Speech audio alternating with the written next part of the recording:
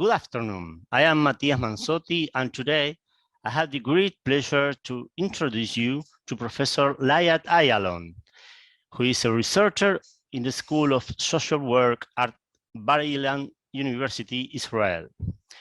Professor AYALON coordinates an international EU-funded PhD program on the topic of ageism.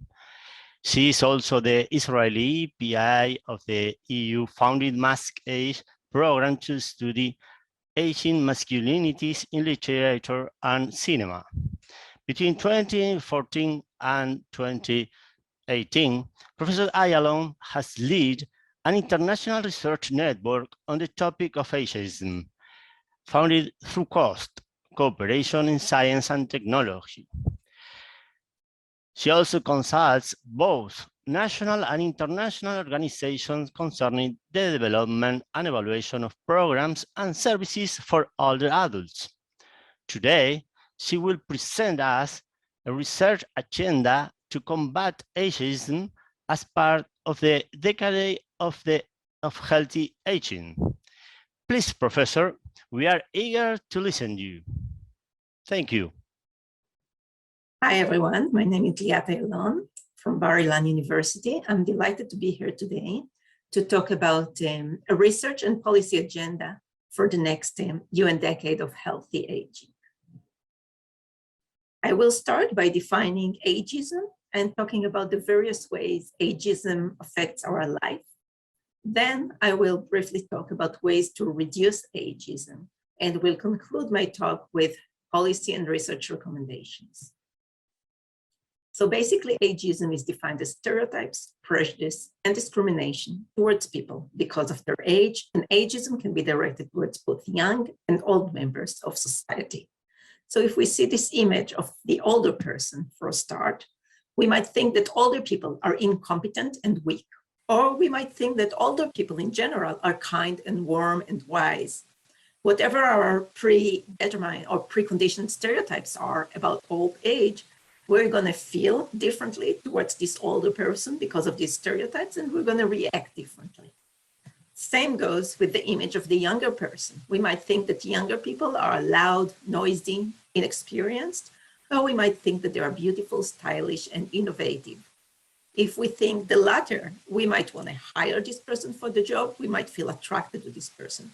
However, if we think that older people are loud and noisy, we might get angry or repelled, and we're not going to want any contact with younger people simply because of these stereotypes, prejudice that we have towards them. Ageism is way more prevalent than the other two isms, sexism and racism. This is despite the fact that there is a lot more research on the topic of racism and sexism compared to the topic of ageism. Nonetheless, almost a little more than a third of the population reports exposure to ageism. So it's certainly very prevalent, and I will be giving today a couple of examples of how ageism affects each and every aspect of our lives. I'm going to start with the pandemic. And with the COVID pandemic, we also had another pandemic, the pandemic of ageism. And ageism during the pandemic, during the COVID-19 pandemic, was manifested in a variety of ways. It was manifested in communication that portrayed older people and old age as a vulnerable group and as a burden to society. It manifested in lockdown, exit, triage, and lockdown and vaccination policies, which used chronological age as a criterion, for instance, for locking down people or for allowing exit to certain groups of the population and for preventing exit and return to normal and for other parts of the population simply because of their age. I'm going to give a couple of examples here. These are studies that look at Twitter communication, and that social media actually allows for very free and open conversation. And we have seen an increase in ageism during the first wave of the pandemic. And there was a portrayal of older people as vulnerable, as weak. There was discussion of the life of older people as being less valuable compared to the life of younger people, and the notion that older people should be isolated and so that society can go on with its life. The term boomer remover was used quite often, and it all was in conjunction with the actual pandemic. These messages, however, penetrate the mindset of older people. And when we interviewed older people, for instance, in Israel, they were talking about the same experiences that other people in other countries were reporting as well. And here are a couple of quotes from interviews with older people having a hard time during this period in which, in the media, they're talking about safeguarding grandpa and grandma. Another person was talking about herself as an active woman who volunteers, and now she all of a sudden turns into this group of older people, this at-risk group that should be banned from socializing with the rest of society. In long-term care settings, the pandemic hit extremely badly. Part of it was due to the fact that these settings were underprepared and understaffed and did not have the adequate personal protective equipment to protect residents. However, the pandemic also resulted in very paternalistic attitudes and behaviors towards older people who resided in this setting. And I'm going to present here results from interviews with CCRC residents, continuing care retirement community residents. And CCRC residents are quite different from the other types of long-term care residents, because these are people who at least entered the setting when they were quite independent. And the reason why they entered this setting usually was in order to maintain their high level of autonomy. Nonetheless, during the pandemic, at least in Israel, all CCRC residents were confined to their units for months, way longer than the rest of the population. And these are interviews with these residents who reported a rupture between their life before the pandemic, which was described as ideal, versus life after the pandemic, which is described really as a shocking experience and realization that their life is changed and that the setting they are in is quite paternalistic. Residents also have noticed major power imbalance between themselves and staff. Staff had all the knowledge. Staff was the one to decide whether or not residents were able to engage with each other, were able to engage with the outside world, and residents had very little autonomy during that time. The most distressing finding was that residents reported re-experiencing past traumas. For instance, Holocaust survivors that we interviewed really describe how they relive the past and how the current pandemic brings back memories of hiding, of sickness, of threat from their past. And I think that one of the residents summarized it very elegantly by saying that they have become prisoners of their own age. To conclude, at least in Israel, CCRCs were successful in physically protecting older people. However, it came at the price of compromising their well-being. CCRCs' defense mechanism to deal with the situation were successful to some extent. But over time, as the rest of the population went back to more or less new normal routine, these mechanisms have collapsed, and all the residents reported high levels of stress, anxiety, depression, despair, and anger.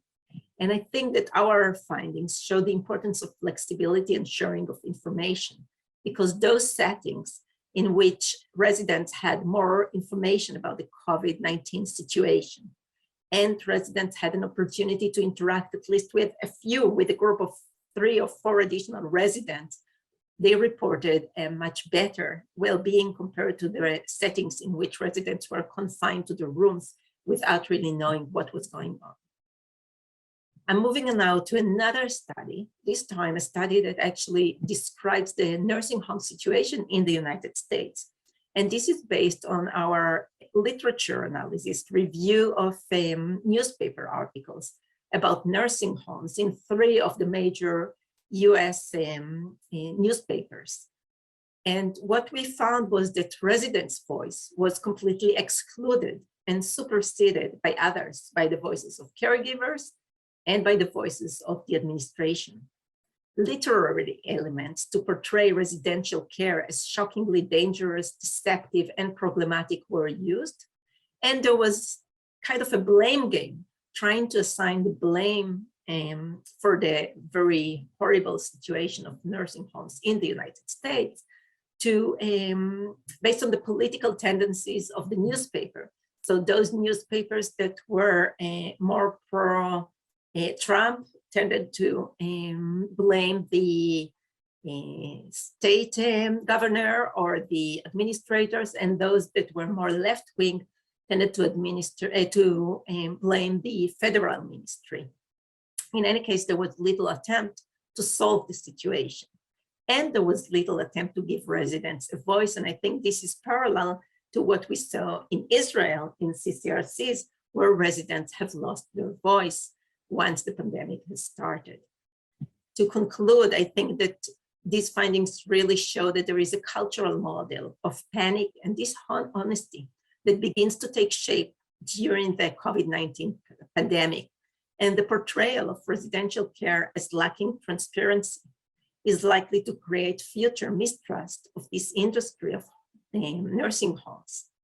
The depiction of vulnerability and the illusion of residents' inclusion in the news coverage really allows for paternalistic decision-making and care practices in the name of so-called protecting older people. So we have parallel findings in two different countries and two different settings. I'm moving now to a completely different context, and this time I'm going to talk about ageism and everyday technology. And basically everyday technology really includes anything from remote controls to ATMs to vending machine and so forth. And we really need everyday technology nowadays to manage our lives. There are multiple barriers to everyday technology use, and it's not only age related. It's important to acknowledge the fact that sex, education, income, marital status, and so forth have shown to be associated with use or lack of use of everyday technologies. There is also the distinction between digital natives and migrants. And again, it's not only based on age. Cognitive sensory decline could be responsible for lack of use of technology. Technophobia, and again, it is not necessarily age related yet. And here I'm going to talk about ageism and self-ageism as possible barriers to the use of everyday technologies. And there are three major explanations to account for that. The first one concerns the stereotype embodiment theory. The theory talks about the fact that throughout our life, we internalize negative messages about our age and aging. And as we grow old, these negative messages become self-relevant and self-fulfilling. So if we learn as young people that technology is not for the old, as old people, we're not going to consume technology. A second explanation concerns the stereotype threat model. And the idea here is that once we're at risk of conforming to the stereotypes of our social group, in this case, older people, and the stereotype of older people is not being good technologically, we automatically reduce our performance, especially when cognitive skills are required, because it's too threatening for us. And there is lots of research to show that this is highly relevant in the case of older people and cognitive performance. The third explanation about ageism and why it is so important to address in the case of technology is the fact that design itself might be ageist. And many times designers do not co-design with older people, but design for older people rather than with older people, ignore or emphasize the limitations of older people and address younger crowds, even when the particular product is expected to cater to older people. I'm going to report here briefly on a study that was conducted by Hannah Kottel, who interviewed 15 non-users of technology in Austria. And what she found was that age stereotypes related to everyday technology use in later life served as a barrier. And many older people found technological products as less relevant for them. And they also perceive themselves as incompetent. At the same time, they also had environmental cues that contributed to the activation of internalized age stereotype. And the first one is the design of technology, so that the design is really inadequate and maybe brings or highlights the weaknesses rather than overcomes the weaknesses. And the second one is intergenerational contact. And here, many older people described younger generations as the mediators, the one who are supposed to translate technology to them. Yet the way it is done by all younger people is quite discriminatory and prevents them from engaging in technology.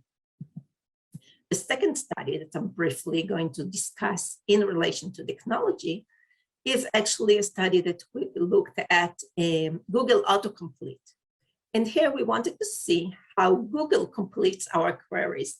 And the idea here is that Google has this AI function that aims to make our life easier. So if we start typing a question, Google automatically completes it for us based on previous queries and based on what they think is the right question to ask.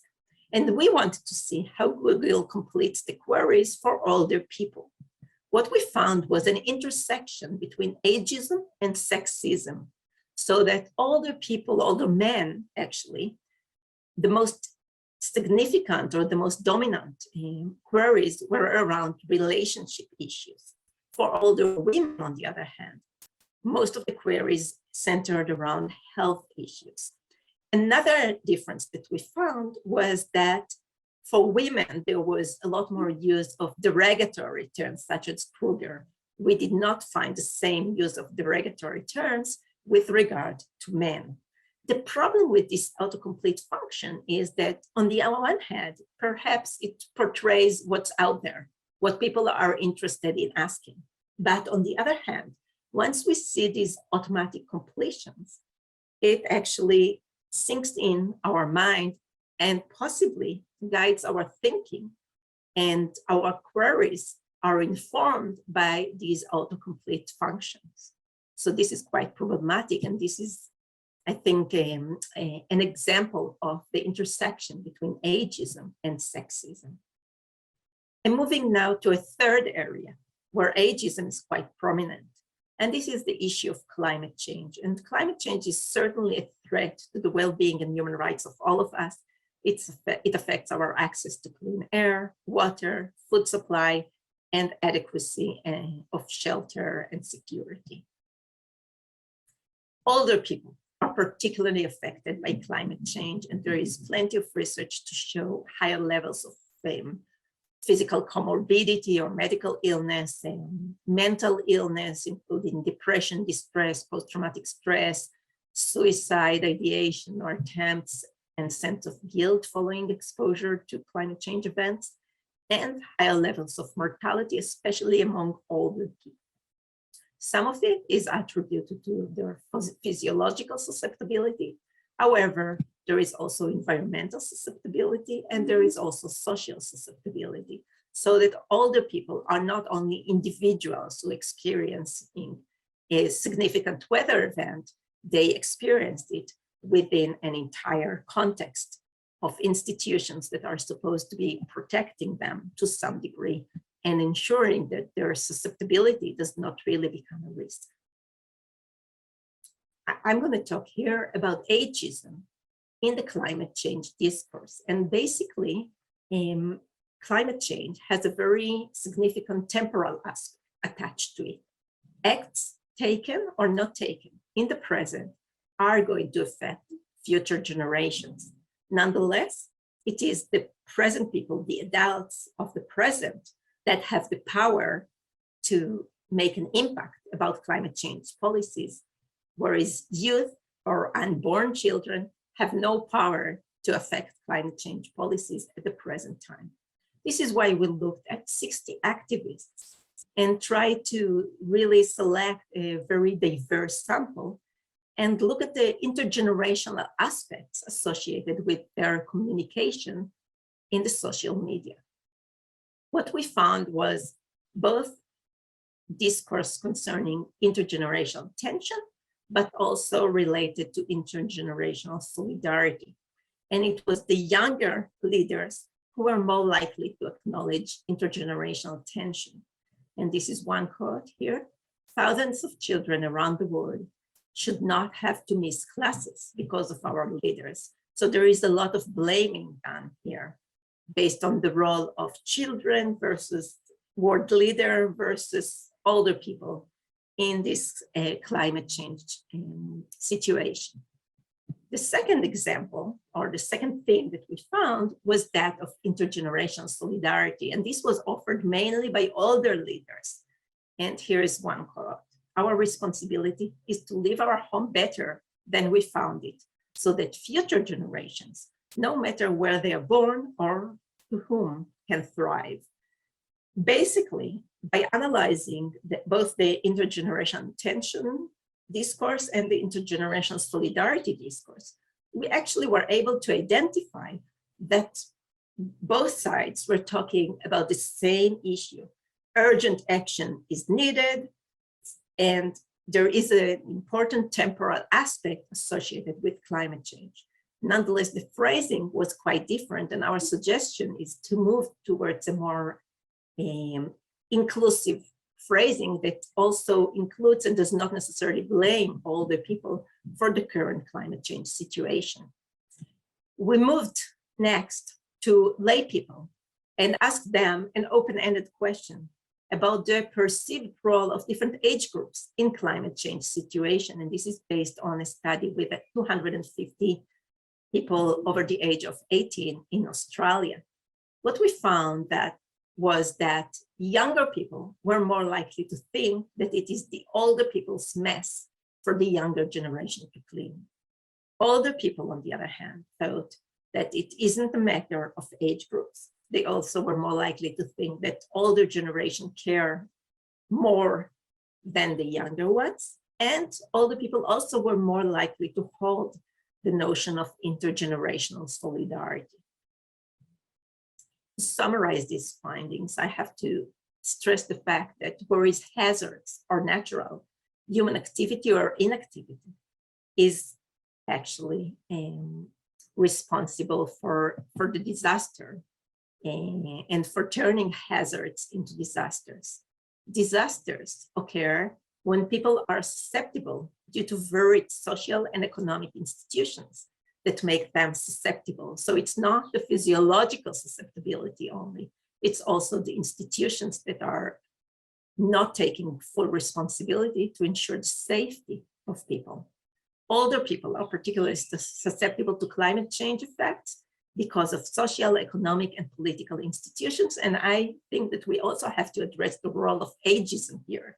There is very limited attention to older people in policy measures that address climate change. And older people are not as active in the climate change movement as younger people. And this could at least partially be due to the fact that ageism really penetrates the discourse. I'm moving now to another example of the manifestation of ageism. And this time I will be talking about ageism behind the screen. We interviewed 13 leaders, Israeli male directors who are award winners. And we asked them about their experiences over time. These were all directors over the age of 55. And they were talking about the changing world. And this is one quote that I think explains it well. "In all the movies I made, the young and the old live in the same period and relate to the same world. When you talk about me and about my granddaughters, we love one another very much, but they already live in a different world." They also spoke about societal ageism, and a message that many of them reported was that your generation did what it had to do. Now it's time for you to move away. What we found was both active and passive acts of ageism. The directors reported a negative stance and disregard related to ageism, but they also reported professional behavior which sabotaged films and their screening because of their age. The reason why we chose male directors is because the film industry is actually dominated by men, and these were the lions. But when we interviewed them at the age of 55 and over, they described themselves as wounded lions, and that's the name of the article. I'm moving now to the final example concerning the manifestation of ageism, and this time I will be discussing the manifestation of ageism in relation to people self-presentation. This study is based on over 800 responses of older people over the age of 65. And we asked them to present themselves in writing. Afterwards, we asked them to choose the age term that they prefer, and we gave them a list of possible age terms in Hebrew. What we found was that 75% of the sample did not use any age at all. When they did use an age term, the most common age term was actually young and active. Next was a working person and a family man or woman and a loving person. So that's how these people prefer to present themselves without addressing age. When people did address age, it was with an apology. I'm 65, but I feel 45. In spite of the fact that I'm 65, I live an active life. Very few of them describe themselves and used an age term in this description. Next, we tried to see how the interviewees described themselves versus the preferred age terms that they chose.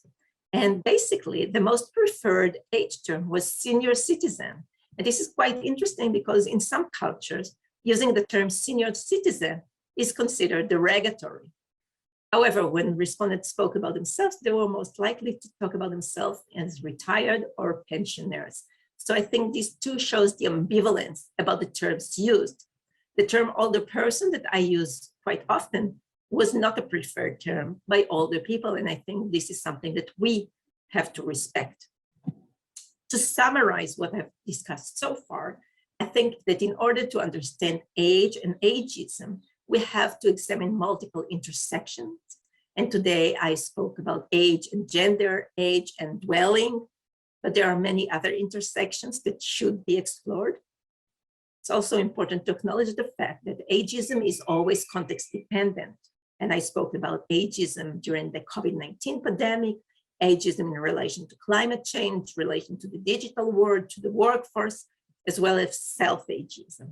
So it's really important to understand both the intersectionality and the context when we explore ageism.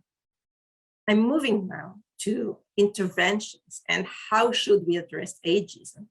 According to a recent systematic review, both education and intergenerational contact are effective in reducing ageism.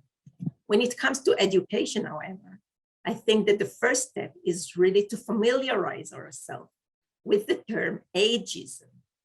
This is based on a survey of over 1,000 Israelis, and we asked them, what is ageism?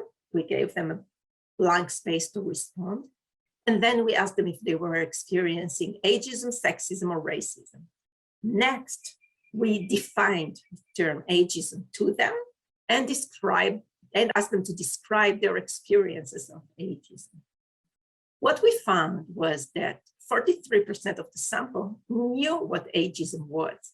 However, the majority of the sample either skipped the response or tried to guess. Of those who knew what ageism was or guessed correctly, 30% actually said that they experienced ageism. However, those who did not know what ageism was in their previous response, only 10% of them said that they experienced ageism. Next, we defined the term ageism to them and asked them to talk about their experiences of ageism. This time, a substantially larger number reported experiencing ageism. Almost 80% of those who knew the term initially, and almost half of those who skipped or incorrectly answered the question about ageism were able to describe an experience associated with ageism this time. So I think that Palmo's words about the importance of really acknowledging ageism and pointing it out are really, really important. And that's the first educational step that we have to take as researchers or in any intervention that we want to make. Another mechanism to fight ageism is through laws and regulations that should explicitly prohibit age discrimination. And I will just reiterate the fact that it is time for a UN Convention for the Rights of Older People in order to ensure that age discrimination is completely banned and that all countries have a uniform standard and guidelines concerning what constitutes discrimination based on age and the fact that this is illegitimate in any circumstances. Social campaigns, according to the World Health Organization, still have limited support. Unlike the other three methods, legal interventions, education, and intergenerational contact that have shown quite substantial support, social campaigns are still unclear in terms of their effectiveness because they have not been measured well enough up until now. I will be reporting very briefly about a study that we conducted where we reviewed 3 Israeli social campaigns for eradicating ageism during the pandemic. And we document these campaigns and analyze them via the lens of the theory of change and the 5 key principles suggested by the World Health Organization, including planning strategically, communicating effectively, fostering community engagement, implementing key activities, and using research. What we found was that the pandemic really created a lot of motivation to lead campaigns for the elimination of ageism. And the theory of change implemented by all 3 campaigns that we reviewed was that they should be addressing self-ageism and advocate for the active aging, successful aging models in order to decrease self-ageism. And here is one example. As you see, the age range here is between 66 and 73. And the main message is that these people have no age. Innovation has no age. Entrepreneurship has no age. Spirit has no age. Another campaign here, you see again, the age range is between 60 and 66. And the idea here is that if you combine a younger worker with an older worker, you reach way more than 100%. So again, they're targeting relatively young, old, and they're all in the workforce. The focus on active and positive aging may result in ageism and the exclusion of old people who do not fit into the category of independent and active people. The focus on digital social media, which was quite extensively employed by all 3 campaigns, is another problem because this also excludes certain parts of the population. To create a social change, it is important to present diverse messages and images of older people and old age. And it is also important to join forces. Perhaps if these 3 organizations had joined forces, we would have had a much stronger campaign. It's also important to empirically evaluate campaigns. Our analysis conducted desk reviews and interviews with the leaders of the campaigns, but we did not evaluate the campaigns empirically because we came after the campaigns actually concluded. None of the campaigns employed empirical analysis and evaluation of their action, which is really a pity. I'm moving now to another attempt to address ageism, and this time to address ageism via artwork. And this beautiful work by Noah Zilberman, who produced the work called Wrinkles, which is a jewelry collection, was analyzed by myself and by Dr. Shlomit Aharon-Meir to see whether Noah, the artist, was able to dismantle the master's house from within. And the idea is that, according to Audre Lorde, the master's tools will never dismantle the master's house. So in order to challenge conceptions such as ageism, you really have to break all the rules. You have to be from outside, to think from outside the box. Whereas we claim, and I will try to argue in the next slide, that what Noah Zilberman did was to work with the tools of capitalist, consumerist society that adores beauty. Yet, she has used these same tools to challenge our ageist perspective about beauty and appearance in old age. And I would argue here that the exhibit called Wrinkles had used the master tools by choosing jewelry as an artistic subject, by choosing gold as the material for the jewelry in the work, and by using clipped close-up photographs of the artist's face. And these are all used in the beauty industry to sell products to us, to sell anti-aging products to us. Nonetheless, she also dismantled the master's house and challenged our notion of beauty in old age. Her choice of wrinkles as elements of the exhibit's focal point, I think, challenge our thought of wrinkles as something that should not be exhibited at all. And in her work, she also reclaimed the power of the gaze by gazing back at us without fear, without hiding, without trying to cover her wrinkles. To conclude, in order to understand ageism, we really have to have a better understanding of intersectionality and context in relation to ageism. We also have to remember that the one size does not fit all. And it's important to respect and accept variability in self-presentations of older people, variability in terminology of older people, and variability in possible interventions that try to target different populations, different sectors of the population, and also address the very high heterogeneity that we have in old age. Thank you very much. I appreciate your time, and I'm happy to answer questions if you have any. Thank you. Well, thank you. I thank Professor Liat AYALON, who had connection problems, so there will be no question and answer. And I would like to thank everyone present. Keep showing to the Congress and show it. Thank you very much for all listeners. See you. Bye-bye.